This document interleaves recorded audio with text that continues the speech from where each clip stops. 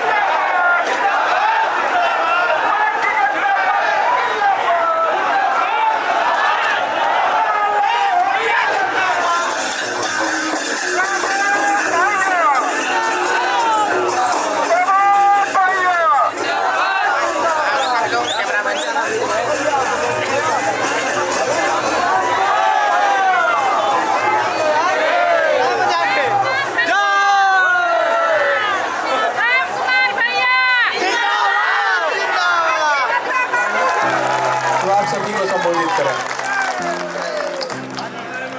जिंदाबाद जिंदाबाद, नरेंद्र मोदी जिंदाबाद जिंदाबाद, अमित शाह जिंदाबाद जिंदाबाद।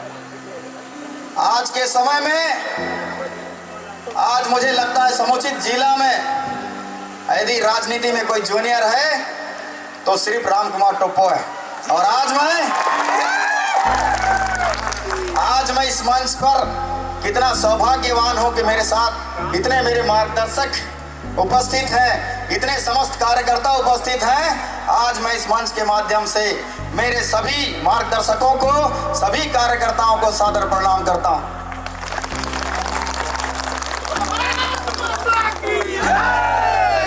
आप सभी को बताना चाहता हूं मान्यवर, क्योंकि मैं एक ऐसा विधानसभा क्षेत्र से आता हूं, ऐसा सौंदर्य शायद बहुत ही कम लोगों को मिलता है।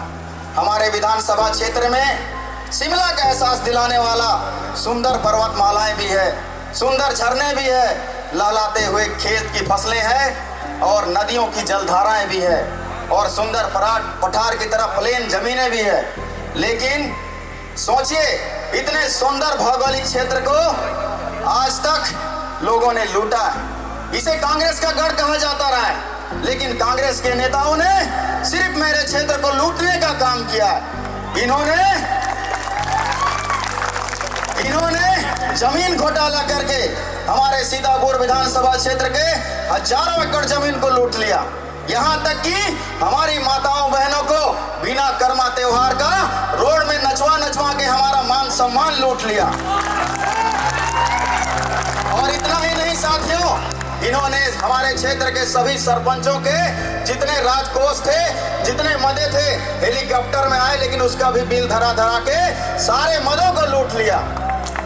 इतना भ्रष्टाचार कि यदि आज क्षेत्र में जब घूमते हैं आप तो जनता का जन समर्थन दिखता है, उसका जब मांग दिखता है तो मुझे पता चलता है कि शायद इसीलिए क्षेत्र की जनता ने पत्र लिखकर किसी फौजी को बुलाया है और शायद इसीलिए किसी बहन ने अपने खून से चिट्ठी लिखकर बुलाया है। और आज इस शंखनाद और आज इस अंबिकापुर के आगाज में बताना चाहता हूं कि जो इतने वर्षों का जो सीतापुर विधानसभा को कांग्रेस का गढ़ कहा जाता था, वो गढ़ टूट चुका है।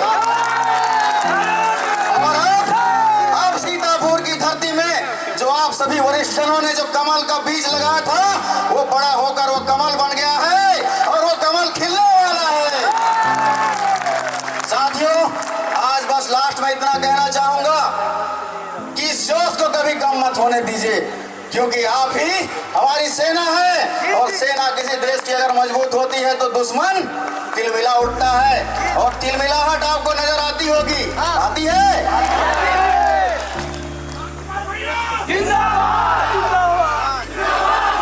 साथियों, मैं एक देश का सैनिक रहा और जब सैनिक का अपमान होता है तो एक सैनिक को बहुत तकलीफ होता है और साथ ही साथ इस देश की जनता को भी तकलीफ होती होगी।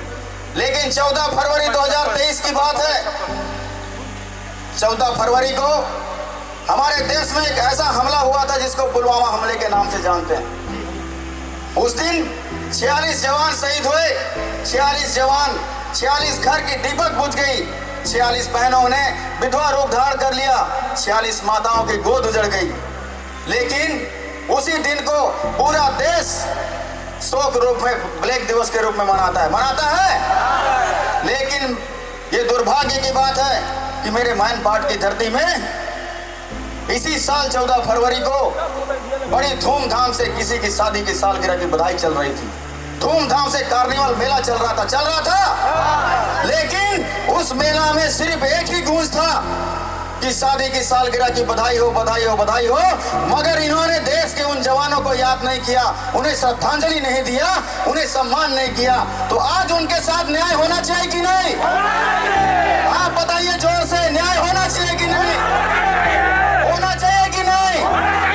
साथियों, मैंने अपना त्याग और समर्पण का परिचय देते हुए आज इस्तीफा देकर इस राजनीतिक मंच पर आया हूं और आपको ये कहने आया हूं कि अब बारी आ गया है कि देश के सैनिकों का अपमान करने वाले सरकार को उखाड़ फेंकने का। आप साथ देंगे? साथ देंगे? बस लास्ट में इतना ही कहकर आप सभी से बहुत बहुत आभार व्यक्त करता हूं, धन्यवाद करता हूं और इस ऊर्जा को बनाए रखें और इस बार सीतापुर, अंबिकापुर और लुंड्रा में कमल खिलाने का आप सभी से निवेदन करता हूं। जय हिंद।